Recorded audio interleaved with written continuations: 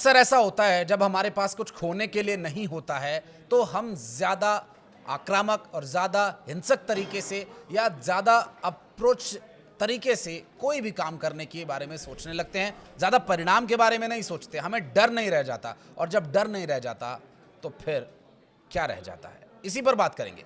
क्योंकि इस वक्त ईरान के पास लगभग वही कंडीशन है कि ईरान के पास खोने के लिए अब कुछ नहीं है, क्योंकि उनके सुप्रीम लीडर अयतुल्ला अली खामेनेई मारे जा चुके हैं, जो एक धार्मिक नेता थे। और अपने धार्मिक नेता के मारे जाने के बाद अब ईरान दुख के उस काले अंधेरे कमरे में जा चुका है जहां उसे कुछ नजर नहीं आ रहा है। अगर सिर्फ नजर आ रहा है तो अपना दुश्मन, और वो दुश्मन कौन है ये तो पूरी दुनिया जानती ही है। नमस्कार, मैं हूं आशीष त्रिपाठी आपके साथ, और मेरे साथ है मेरे सहयोगी आनंद। इस वक्त जो परिस्थितियां पूरी दुनिया में बनी हुई हैं वो ईरान, इजराइल, अमेरिका तक सीमित नहीं है, पूरी दुनिया उसका दंश झेल रही है। लेकिन इस वक्त सबसे ज़्यादा अगर गमज़दा है कोई, सबसे ज़्यादा अगर दुख अब तक किसी ने सहे हैं, या सबसे ज़्यादा कहा जाए कि चोट अगर किसी ने खाई है तो वो इस वक्त ईरान दिखाई दे रहा है। लेकिन ईरान ने जो पलटवार किया, जो जवाबी कार्रवाई की, वो अब तक तो अमेरिका के एयर बेसिस पर थी, चाहे वो किसी भी कंट्री में हो।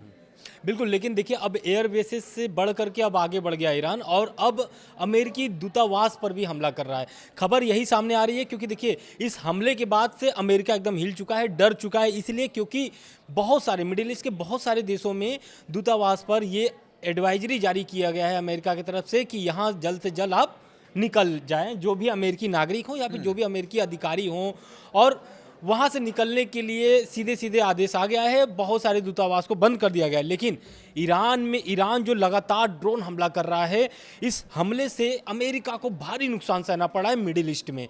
क्योंकि ईरान के लगातार ड्रोन और मिसाइल हमलों के बीच जो खतरा मंडरा रहा है, वो अब अमेरिका ने जॉर्डन हुआ या बहरीन हुआ या इराक हुआ या कतर हुआ या कुवैत हुआ, इन सभी जगहों पर अपने स्टाफ को एक तरीके से अंतिम आदेश दे दिया है कि आप यहाँ जल्द से जल्द इस कार्यालय यानी जो ऑफिस है उनका, इसको छोड़ करके जल्द से जल्द आप निकल जाइए।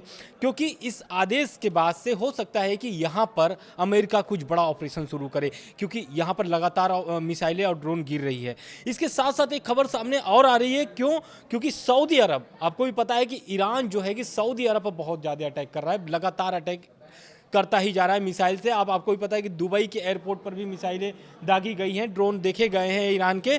तो सऊदी अरब पे जो अमेरिकी दूतावास थे वहाँ पर भी हमला हुआ है। इस हमले को लेकर के चिंताजनक सऊदी अरब भी है और अमेरिका भी है। इन सभी मुद्दों को लेकर के ट्रंप का बयान भी आ गया है। इस हमले को लेकर के ट्रंप का बयान आ गया है। ट्रंप ने साफ साफ तौर से बोल दिया है कि ये जो हमला है ईरान के लिए भारी नुकसान सहना पड़ सकता है, क्योंकि उन्होंने कड़ी चेतावनी ईरान को लास्ट दे दिया, IRGC को दे दिया है, उनकी सेना को दे दिया है कि अगर आप ये हमला नहीं रोकते हैं तो इसका बदला अमेरिका अपने तरीके से लेगा, क्योंकि जितने भी अमेरिकी सैनिक वहाँ मारे जाएंगे सबकी गिनती के हिसाब से जवाब लिया जाएगा ईरान से। बिल्कुल, क्योंकि अभी तक देखिए आनंद, अब जो हमने देखा कि पहले तो ईरान को बातचीत के लिए टेबल पर बुलाया गया, चाहे वो सऊदी में बैठक हुई, जिनेवा में 2 बार बैठक हुई, वहाँ पर ऐसी शर्तें रखी गई जिससे कि ईरान शायद अब युद्ध हो जाने के बाद, हार या जीत होगी वो एक अलग विषय है, युद्ध थम जाए तो और भी अच्छा हो, लेकिन वो शायद युद्ध के बाद भी वो शर्तें नहीं मानता अपनी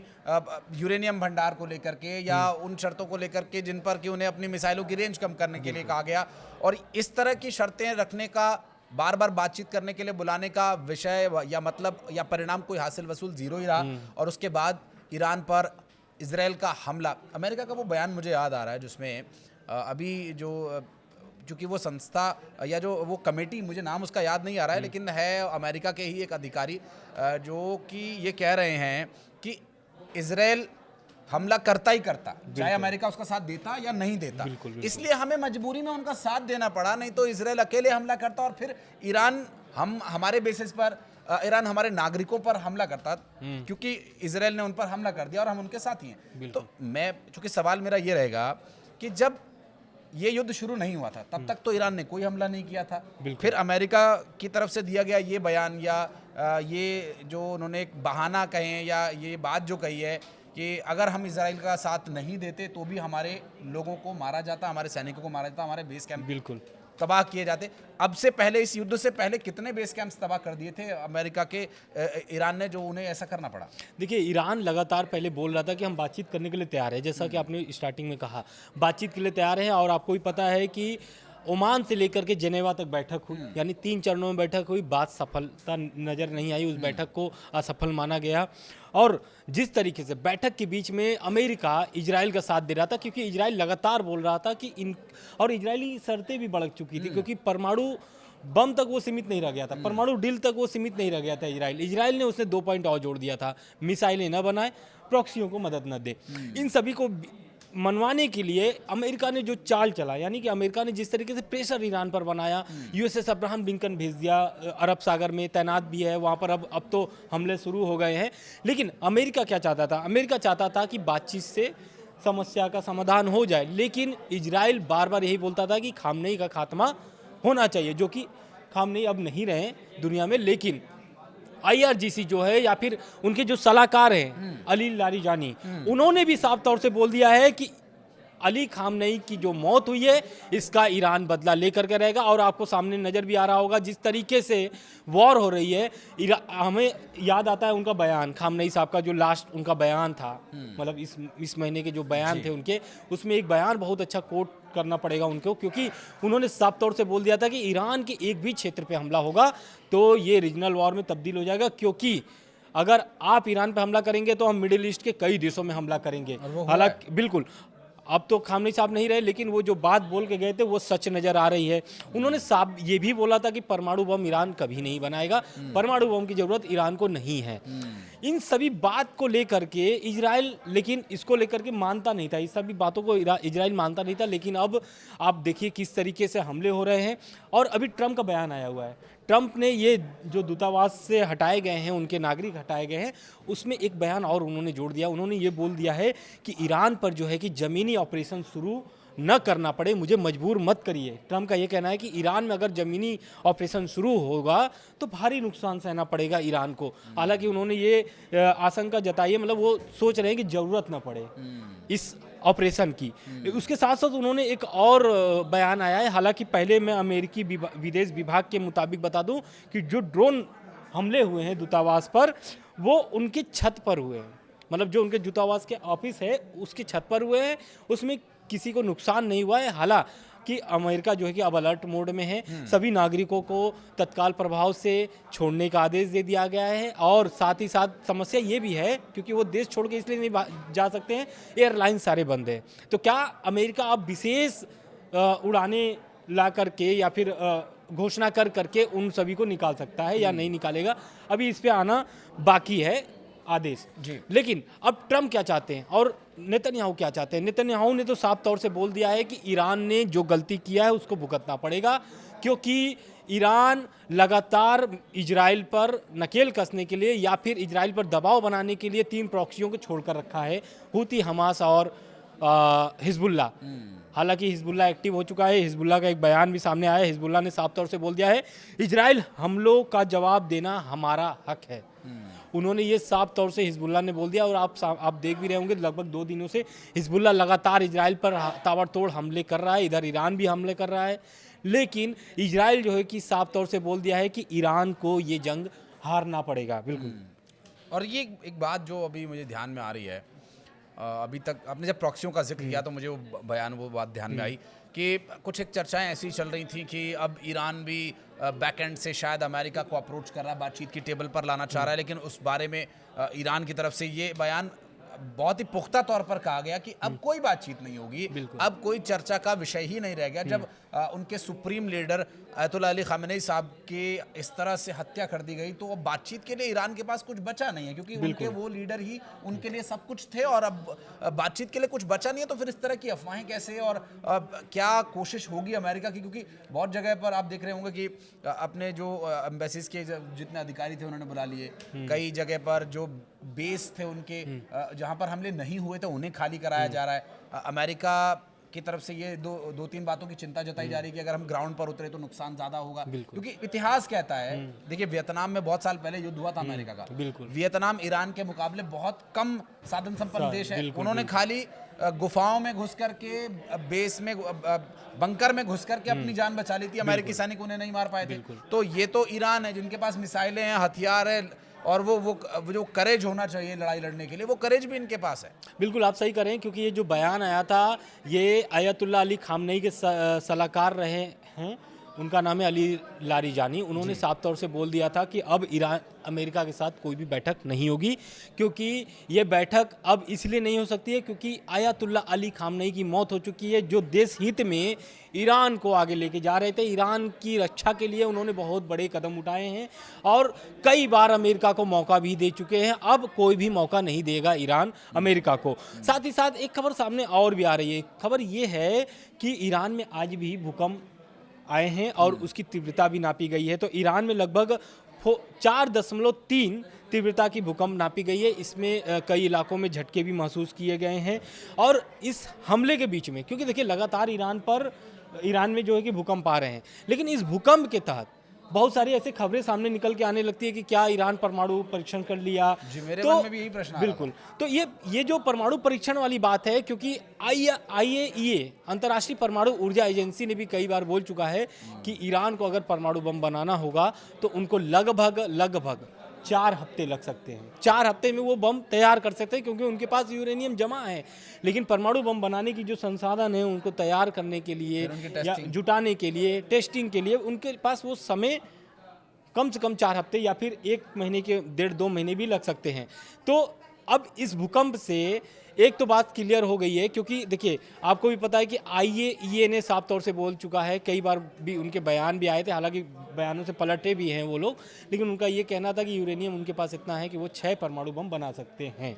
तो अब देखना ये है कि जो अमेरिका है, इजराइल है, क्योंकि अभी खबर ये सामने आ रही थी कि इजराइल जो है उनके पास हथियारों की कमी नज़र आ रही है, क्योंकि वो धड़ाधड़ मिसाइलें ईरान पर दाग रहे हैं।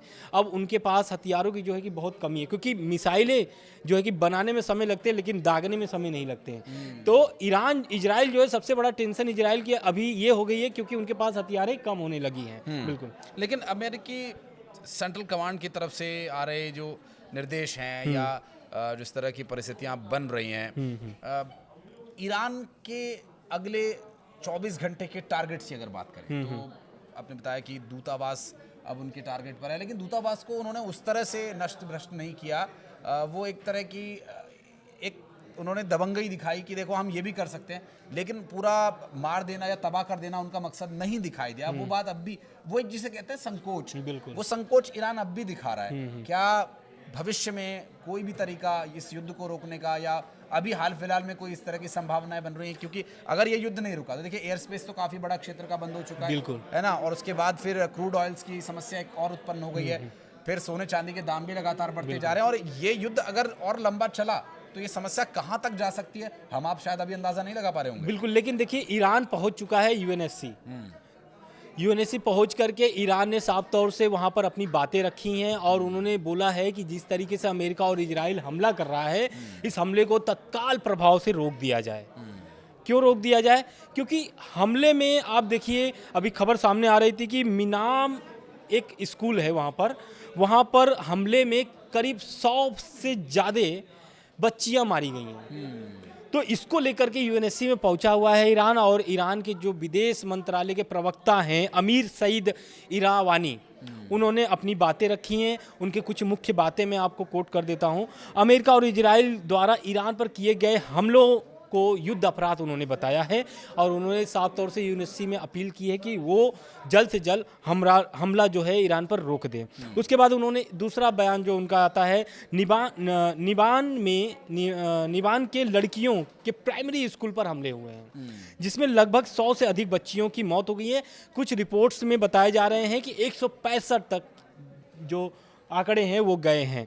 तो इसमें इन मौतों का उन्होंने जिक्र किया है, और उन्होंने बताया कि ये अवैध तरीके से हमला हो रहा है, क्योंकि ईरान कभी भी हमला करने के पक्ष में नहीं रहा है। उन्होंने साफ तौर से अली खामनेई का भी जिक्र किया। उन्होंने बोला है कि हमारे जो सुप्रीम लीडर थे, उन्होंने भी ये साफ तौर से बोला था कि ईरान पहले हमला नहीं करेगा, ईरान बातचीत करने के लिए तैयार है। उन्होंने यूएनएससी में बहुत अच्छे से बातों को ईरान के बातों को रखा है, और उन्होंने ये भी बताया है कि ये जो उल्लंघन है इजराइल और अमेरिका के बीच, इस पर बड़ी कार्रवाई होनी चाहिए, क्योंकि ये लगातार दबाव बना रहे थे और बनाने के बाद इजराइल और ईरान का अमेरिका का जिस तरीके से ईरान पर हमला हो रहे हैं, इसमें आम जनता की मौत हो रही है। ईरान जो है कि किस पे हमला कर रहा है? ईरान हमला कर रहा है अमेरिकी बेस पर, सैन्य अड्डों पर हमला कर रहा है, लेकिन इनके जो हमले हो रहे हैं वो सीधे सीधे जाकर के एक इलाके में गिर रहे हैं जहाँ पर आम जनता, जिनको मतलब इससे कोई लेना देना नहीं है, वो तो चाहते ही नहीं है कि युद्ध हो।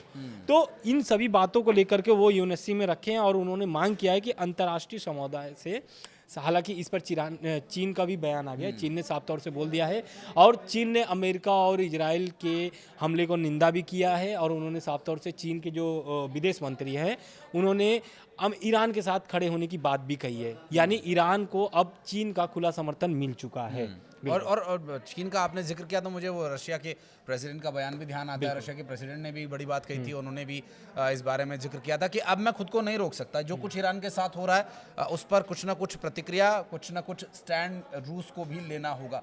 ये रूस की एंट्री अगर होती है किसी भी तरीके से, और क्या नाम है अपना अमेरिका और रूस की कितने नज़दीकी संबंध है, कितना प्रेम दोनों के बीच में पारस्परिक है, ये तो पूरी दुनिया को पता ही है। देखिए, आईएईए के अभी जो कल बैठक हुई थी, 2 तारीख को एक बैठक हुई थी, और ये मांग भी रूस ने ही किया था, क्योंकि लगातार आप देखेंगे तो पिछले भी जंग में, अगर जून के महीने में अगर जंग देखा जाए तो उस समय भी इजराइल और अमेरिका परमाणु ठिकानों पर हमला कर रहे थे। इसको लेकर के भी रूस ने मांग किया था कि एक बैठक होनी चाहिए आईएईए की, और इसमें अमेरिका और इजराइल को समझाना पड़ेगा कि आप जो है कि परमाणु प्लांट, जो ईरान के परमाणु प्लांट है, उस पर हमला मत करिए, क्योंकि अगर उस पर हमला करते तो उसके रेडिएशन जो है कि फैलेंगे। अगर फैलेंगे तो ऐसा नहीं कि ये ईरान में सीमित रहेंगे, इराक में भी फैलेंगे, अफगानिस्तान में भी फैलेंगे, मतलब जितने उनसे सटे बॉर्डर हैं उनमें फैलेंगे, तो इससे भारी नुकसान हो सकता है। और ईरान के लोगों को भी नुकसान होगा। बिल्कुल, ईरान के लोगों को तो नुकसान होगा ही, और वही ट्रंप है जो बोलते थे, अभी भी बोल रहे हैं कि रिजीम चेंज करने के लिए आपके पास अच्छा मौका है। तो अभी ट्रंप का बयान आया, उन्होंने साफ तौर से बोल दिया है कि ईरान जो है कि लगभग हार चुका है युद्ध, और जीत अमेरिका और इजराइल की बहुत करीब है। तो क्या अब ये देखना ये होगा कि रजा पहलवी जिसकी वो समर्थन कर रहे हैं, तो क्या उनकी वापसी होगी, क्या सत्ता परिवर्तन होगा, क्योंकि अभी सत्ता परिवर्तन वाली जो बात थी वो क्लियर नहीं हो पाई है। अभी भी IRGC और मसूद पेजेस्कियान की सत्ता है, और लगातार वो अभी भी हमला कर रहे हैं मिडिल ईस्ट के देशों पर, निश्चित रूप से। और आगे क्या ये हमले रुकेंगे, क्या परिस्थितियां होंगी, इस पर और भी डिटेल्ड वीडियो तो हम आपके लिए लेकर आते ही रहेंगे। लेकिन तब तक आप इस वीडियो के बारे में या वहाँ की परिस्थितियों के बारे में अगर कुछ कहना चाहते हैं तो कमेंट सेक्शन में दरवाजे आपके लिए खुले हुए हैं, आप अपनी प्रतिक्रिया भी दे सकते हैं। और इस वीडियो को यहाँ तक देखने के लिए बहुत बहुत धन्यवाद, बहुत बहुत धन्यवाद। धन्यवाद।